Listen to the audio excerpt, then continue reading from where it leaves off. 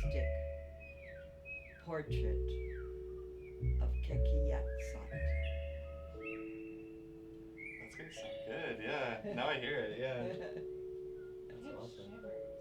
My name is Bryden Vino. I'm the program coordinator with the Vancouver Adapted Music Society.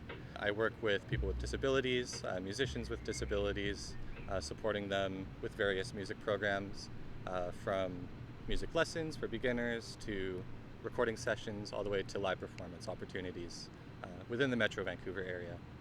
My name is Noah Stolte. I am the VAMS program assistant, and I would describe my job as helping people with disabilities pursue their goals and dreams of being artists.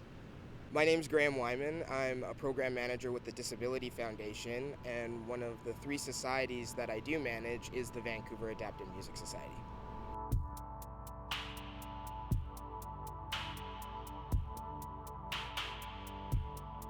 I'm Dave Symington. I was involved at the beginning. I met Sam Sullivan around 85.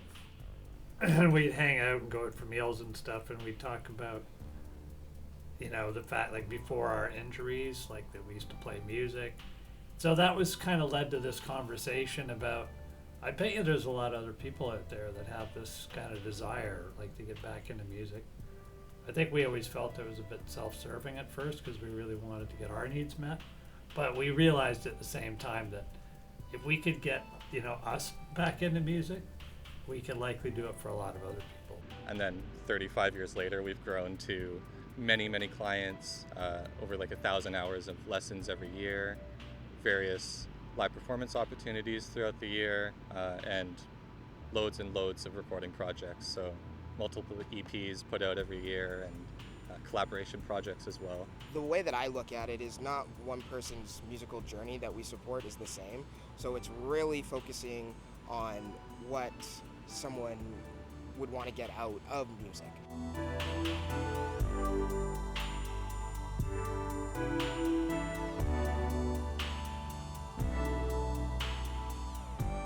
For music lessons, it's just assessing what is needed in the moment for that client. For example, I have one woman who plays the guitar, and she plays it well, she plays the chords really good, but she just can't remember the names of the chords.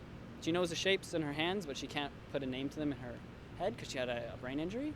And then so we just bridged the gap, and so we put the chord shape pictures in every spot. It's super easy, simple. It's just removing one extra connection that needs to happen, and she's able to play any piece of music, any chord chart. So sometimes it's about finding that like one solution that sort of like will just equalize the experience.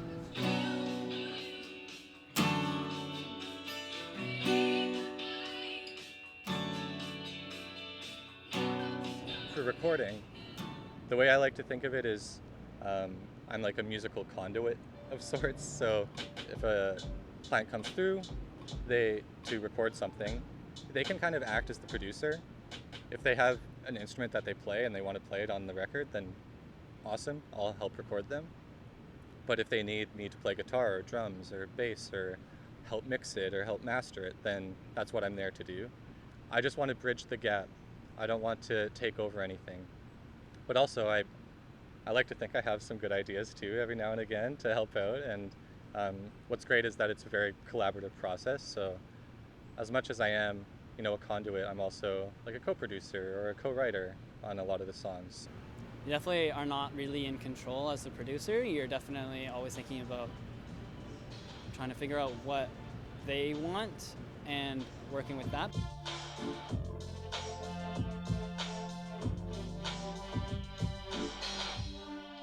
And then the last one, the typical live performance, is just finding venues that are accessible. A lot of places are accessible, quote unquote. Maybe they have a ramp to get in, but the bathroom isn't accessible. Or everything is accessible as a audience member, but not as a performer. Or maybe it's not even close to a bus stop and you can't get there because it's too difficult from the nearest bus stop that's way too far away. So we try and figure out all of the accessibility standards that need to be met in order for us to be there.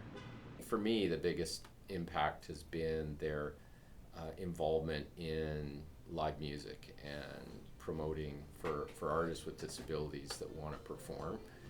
They've been really active on that stage, pardon the pun, and that includes engaging the music community and bringing in other musicians, often really professional musicians with a lot of talent, and so it's been a really good synergy and learning opportunities.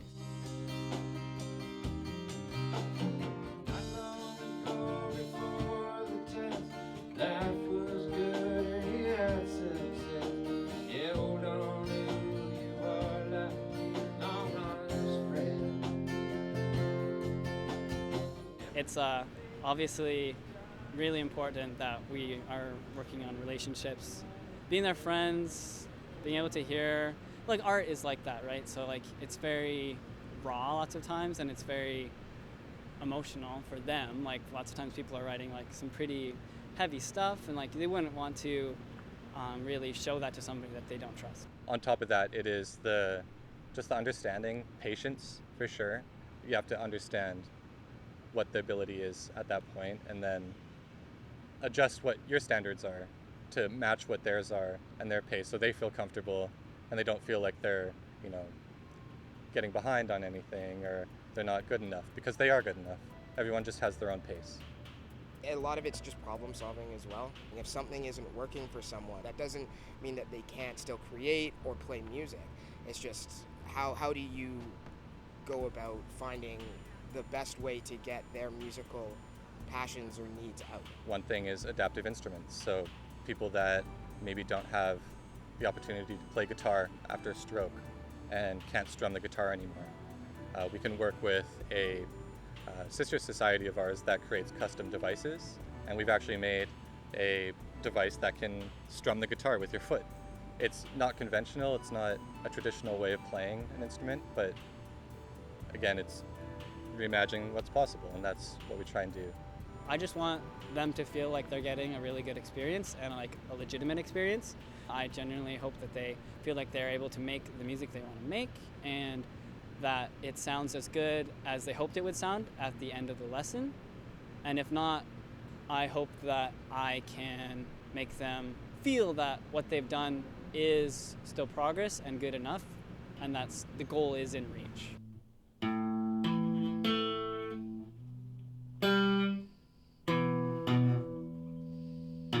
Yeah, that's totally. You're getting. It's getting better every time. Success is one of the things is more awareness that and moving away from the stigma of what people normally think around disability in music. I would love just to see there to be growth in terms of integration between just the standard Vancouver music scene and the disabled community, which we do with some of our flagship kind of performance, which is called the Strong Sessions, which every 2 years we put on and pair our artists with local bands and established musicians, and they practice and rehearse a whole set, and then on the night of, it's between 5 and 10 bands that play, almost like a mini festival. With the love for everyone.